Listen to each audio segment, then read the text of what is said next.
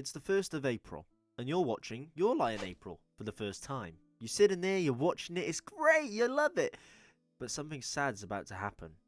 And it's not the fact that they spend half of the music anime in one tournament or in one concert hall, so it's kind of like me.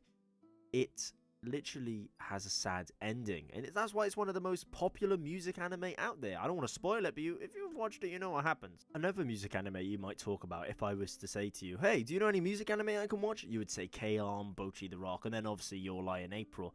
But a music anime nobody would ever say is Girls Band Cry. I've got an addiction, and it isn't anything to do with drugs. It's me sitting in the shower singing these Japanese songs I don't know the words to and I don't know what they mean. It's usually a woman singing and it's like da da da da ba da ba, some shit like that. So Girls Band Cry is a fresh addiction to the addiction that I have for music anime dramas. Honestly, it's about a group of talented girls who form a band with the goal of obviously making it big in the music industry. It sounds pretty simple, but as with any good anime, things are not that simple.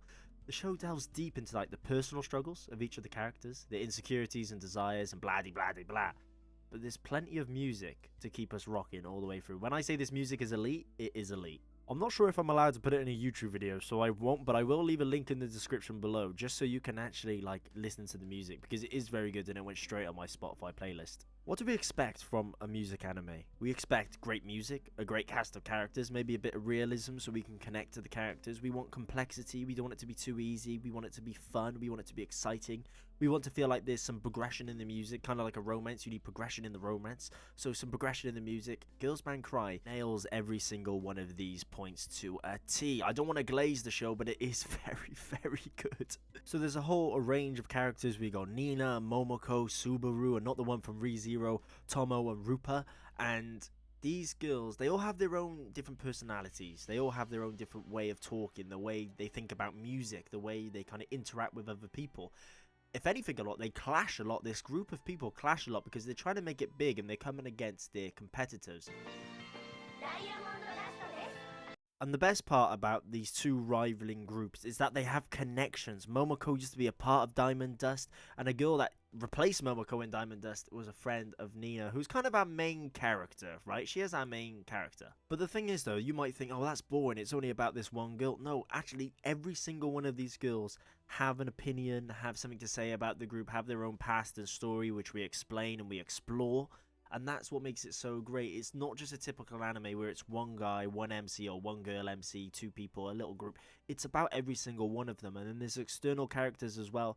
And they have to go through the struggles of trying to make it through, trying to make music happen. Music is hard. It's an industry similar to acting. It's super hard to get into because it's very creative, very competitive, and there's a lot about who you know. If you bring in the numbers, they'll bring you the money. That's basically what this anime teaches you about. An anime I did mention earlier, which is a great music anime, is Oshinoko as well, talking about all the idols. And this is an idol group. That's what they want to be, a music group, an idol group, and they have to kind of choose between trends or making their own passion, their own music, and everything works. I loved watching it in Oshinoko, and because I trained as an actor, I think I just have this like personal connection to it. You know, that typical thing, we love to yap as actors, we love to yap as musicians and whatever. Creative people just love to talk and yap, and we can do it for ages and ages and ages because that's how we get our passions out. And if it's something we're passionate about, we could just ramble like I am now for ages. So seeing that within an anime twice in a music anime with such different stories, such different styles. Even the animation is 3D animation, which I'm sure you've probably been able to see by the clips. And so a lot of people probably wouldn't even give it a go or even give it a watch because they much prefer the 2D of something like Oshinoko and anime in general. But trust me, this 3D animation does go good. It does really, really well.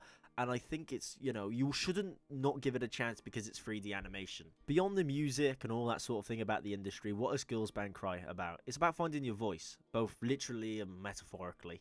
It explores themes like overcoming your self-doubt, the power of friendship, which is a typical one, and how far people are willing to chase their dreams. It's a story about growth. But not just as musicians. As they grow as musicians, they grow as people. As they grow as people, they grow as musicians, which I think is absolutely beautiful. You don't even need to be a musician or a creative to watch this anime, to be honest. You just need to be someone who's interested in people's lives and people's stories, and in this case it is in the music industry of these young girls from 17 to I think 25 is the oldest, 23, trying to make their way in the music industry at different points in their lives, all coming together, trying to make something work. Some of them are a bit more mature than others, some of them are too stubborn, some of them are too nice, some of them are too...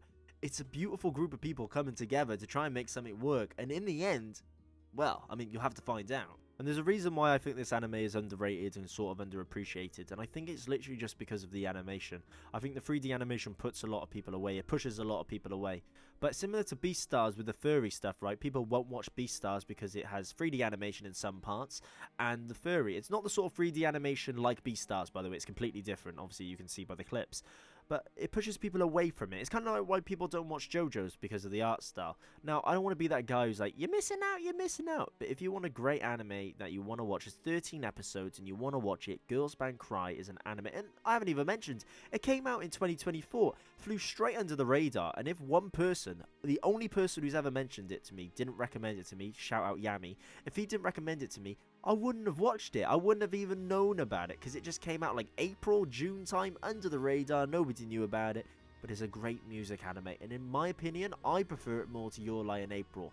Not as much as Oshinoko, but I do prefer it more than Your Lie in April. Ever since watching Angel's Egg and ever since watching this now, I'm kind of finding that I do appreciate these animes that don't get talked about a lot. And I think that's because there's no expectation when you go in. When you go into an anime with expectation, you expect something. That's what the word means, you know? So when I'm watching something and someone just says, oh, I like this, can you watch this? And I go, yeah, do you know what, let's give it a go. And they say nothing about it.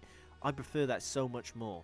So I know I've just yapped about it and I've hyped it up a bit, which is kind of the opposite point to what I'm just trying to say. It is in sub, and I'm a dub watcher, and it is in sub, and I had no problem following the subs. I wasn't tired. It's quick enough pace for my brain rot, but it's nice enough. I appreciate you guys watching. I appreciate you guys for all the support over the last couple of weeks. It's been absolutely amazing. Let's grow this community and let's just keep going and going. I do ask that you subscribe and you like, and I will catch you all later.